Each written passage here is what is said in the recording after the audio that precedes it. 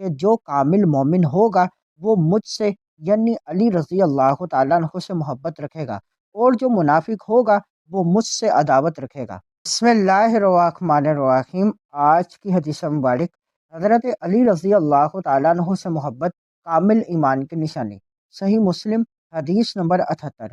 حضرت زر بن خبیث تابعی کہتے ہیں کہ سیدنا علی رضی اللہ تعالیٰ عنہ نے فرمایا، قسم ہے اس ذات کی جس نے دانا کو پھاڑا یعنی اگایا اور ذی روح کو پیدا کیا، در حقیقت نبی امی صلی اللہ علیہ وآلہ وسلم نے مجھ کو یقین دلایا تھا کہ جو کامل مومن ہوگا وہ مجھ سے یعنی علی رضی اللہ تعالیٰ عنہ سے محبت رکھے گا، اور جو منافق ہوگا وہ مجھ سے عداوت رکھے گا۔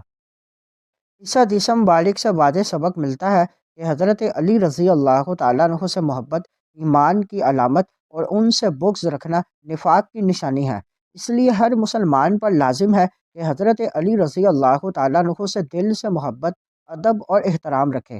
یہ محبت محض زبانی دعوے تک محدود نہ ہو، بلکہ ان کی سیرت، عدل، تقوی، علم اور سنت نبوی صلی اللہ علیہ وآلہ وسلم سے وابستگی کو اختیار کرنے میں ظاہر ہو۔ اسی طرح بغض، نفرت، توہین یا دل آزاری جیسے رویے انسان کے ایمان کے لیے خطرہ ہیں۔